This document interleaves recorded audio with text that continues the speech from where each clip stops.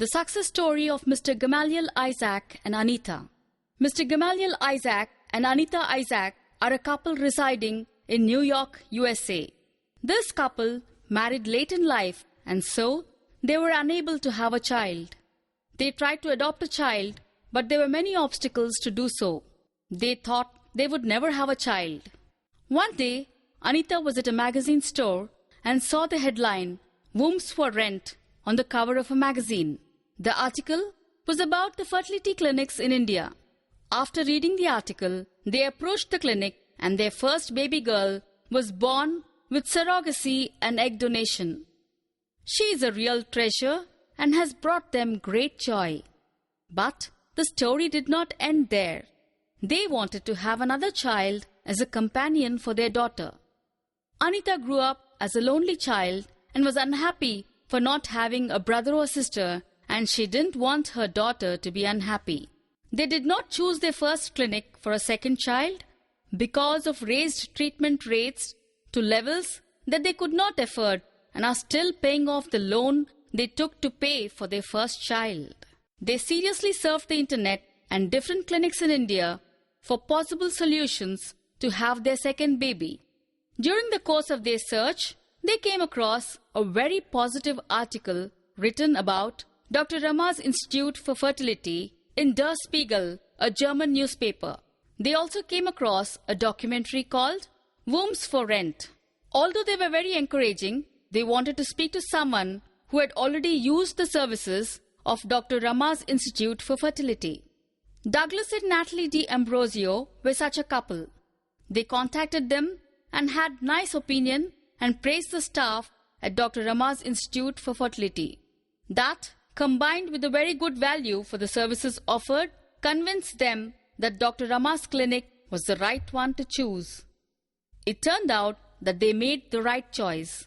They were able to get a pregnancy with a single attempt, which culminated in the birth of a beautiful baby boy on the 17th April 2011. These are a few words of appreciation in the couple's own words.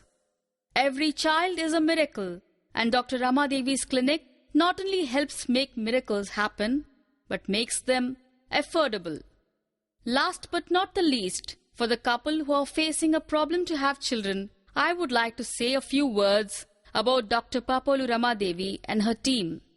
Their enthusiasm, energy, involvement and dedication were a constant source of inspiration and spiritual energy which made us take up infertility as a challenge. Her individual interest in her patients, her involvement is to be greatly appreciated, which never let us lose hope.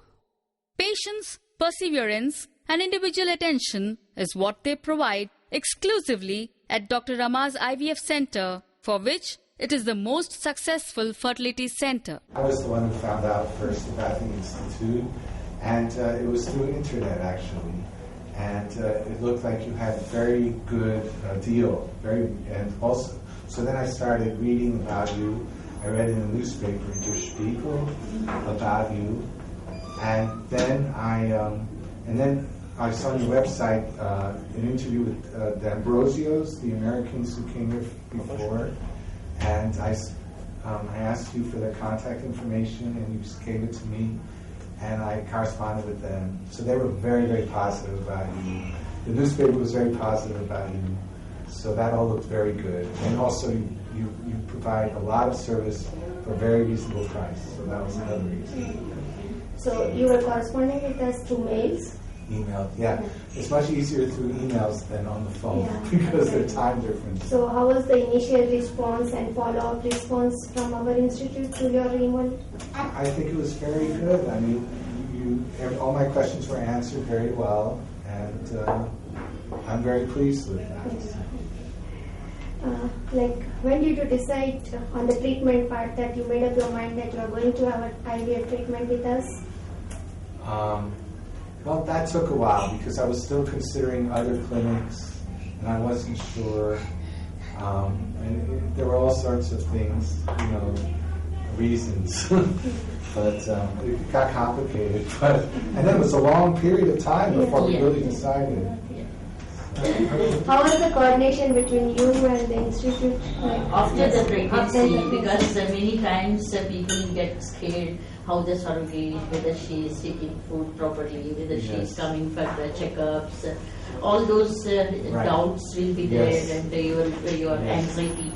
So how did you cope up with that? Oh, well, I did have some anxiety. That's always going to happen, right? And you know, on the other hand, I partly feel I should leave you alone. I know you're all very busy people, so I didn't every day, what's going on with the surrogate, you know? I thought I'll trust you. You know, sometimes in life you have to trust people, you know? Yeah. Thank you.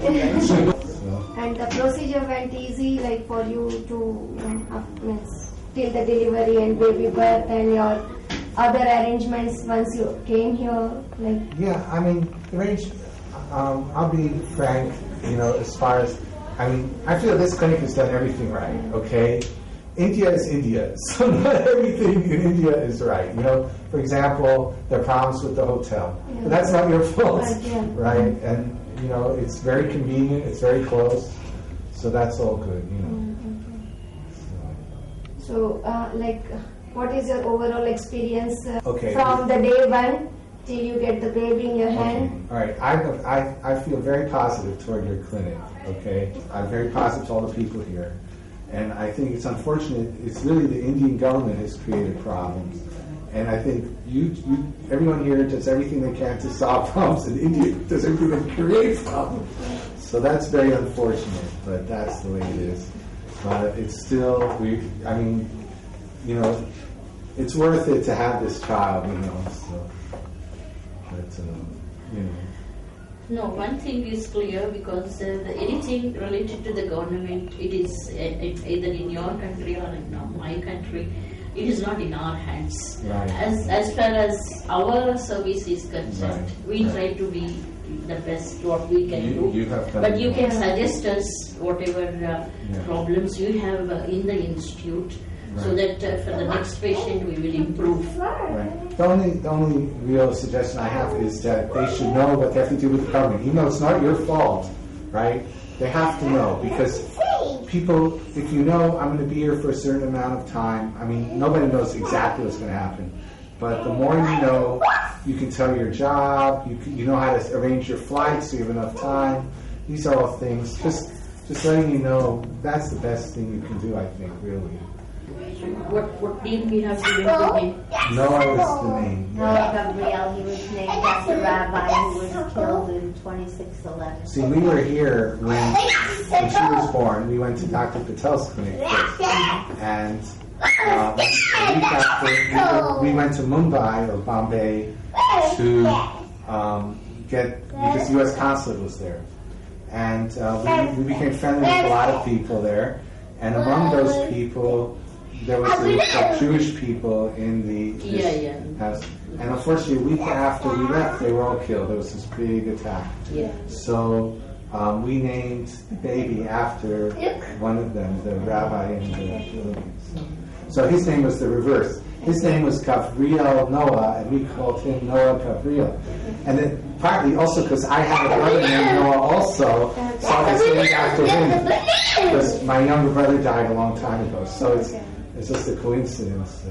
And that's where the name comes from. So even after going over there, any problem, you can communicate with us. And as well as any suggestions also you can post us. And please keep on posting his photographs. We always get that when the baby is growing, we get photographs or video clips or something like. So we really love to see him growing, how he grows. And we'll send you pictures. How about you? That's sweet! Yeah. That's the string.